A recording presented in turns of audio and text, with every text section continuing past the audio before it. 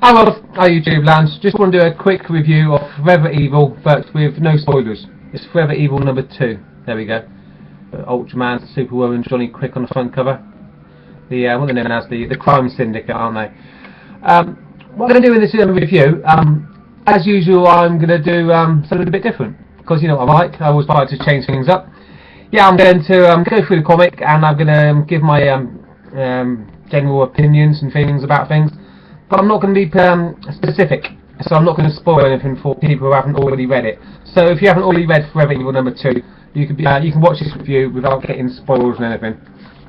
Right, it's written by Geoff Johns, of course, and let's see who the artist is. A guy called Richard Friend. Yeah, he's pretty good. I'll give you a quick example. Let's begin. Well, we have quite a poetic start, really. I quite liked it. It's about a rat. We've always had a rat problem down here, though they aren't very smart. No one's ever invented a better rat trap because there's no need to. That's what the Crime Syndicate are thinking right now. They think they've caught all the rats. They have Lex Luger. Well, saying no, you don't. There's plenty of rats out there still to challenge the Crime Syndicate. Listen to this. I was quite interested in this first little block of text there. Let me explain what. Right, here's the text. Davy Smalley said the survival of the fittest is the ageless law of nature, but the fittest are rarely the strong. The fittest are those endowed with the qualifications for adaptation, the ability to accept the inevitable and conform to the unavoidable, to harmonise with existing or challenging or changing conditions. You can translate that quote two different ways. Either you keep your head down and you accept your obsequious fate, or you use your brain and challenge it. The world is weak-willed and has done the former. They don't want to rock the boat, the Syndicate's boat, so it's up to me to sink it. I see the Syndicate as a metaphor for the New World Order, and most people want to go along to get along. They don't want to rock the boat. But it's up to a few dedicated, brave individuals who don't want to accept things the way they are and want to challenge the New World Order. People like Alex Jones, like David Icke. But in this comic, it's Lex Luthor. Anyway, that's enough of me preaching about that. Right, so in the comic, the first few pages, we have the Teen Titans. They're not going to accept the status quo. They're going to challenge it. So good for them, good for the kids. That's what we need, a youth movement. Right, so you go into the actual secret headquarters of the Crime Syndicate. There they are. They're not a good team. They're a dysfunctional team. There's already cracks beginning to appear in this team. We have Johnny Quick, seems to be quite lazy. We have the Power Ring, appears to be quite weak and quite afraid, and he's got a problem with his arm as well. There we go.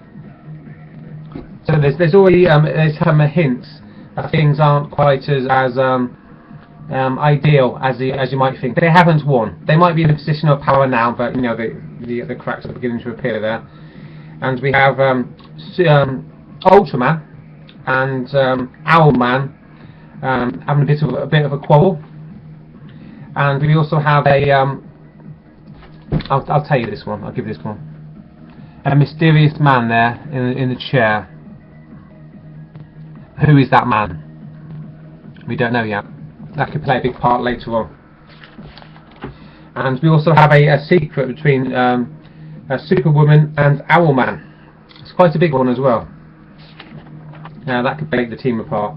So we have these things already that are beginning to suggest that the Crime Syndicate is not going to last.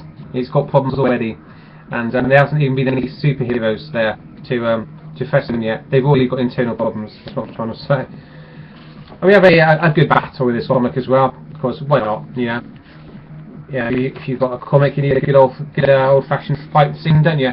That's what the Teen Titans are doing really in this book. They're fodder for a good old scrap in the comic to keep the pace of the narrative progressing there.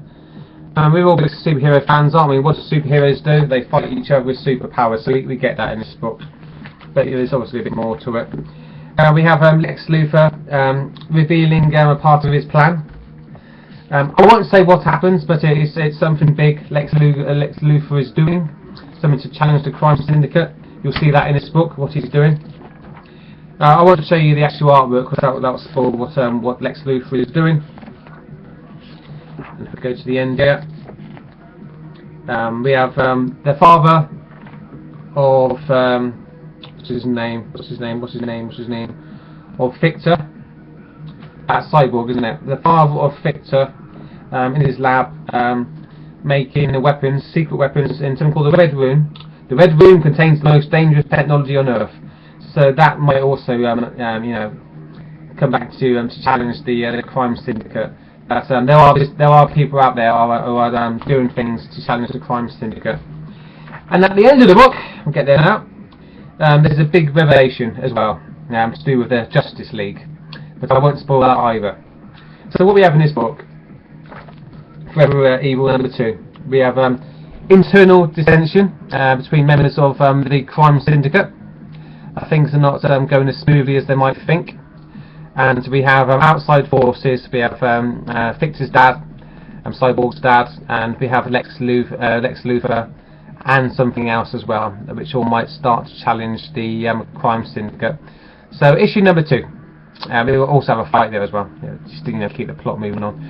Not the plot, sorry, the action. You want action, don't you? You don't want a book that's just complete narrative. It'd be a bit boring. You need a fight, so you get the fight here as well. So what we got in Forever Evil is at the beginning of the end of this Crime Syndicate. Things appear to be going well, but they're not.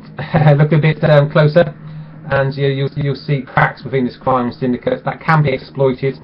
And the people appear to be there now to exploit those cracks. So good job of issue #2 from Geoff Johns. Planting seeds, which obviously will grow later as the book progresses. This is issue #2 of 7. So Forever Evil, issue #2, very good, very good issue #2. I'll give it a strong 8.5 out of 10. Nice one, Geoff Johns. I'm starting to forgive you for what you did in Black Adam. So pretty good. Check it out for yourself. Hopefully you've enjoyed my review. I haven't spoiled anything. So obviously what I'm trying to do is just get you interested in comics, really. And if you haven't got Forever Evil, pick it up yourself. That's it for me. I'll see you all later. Goodbye.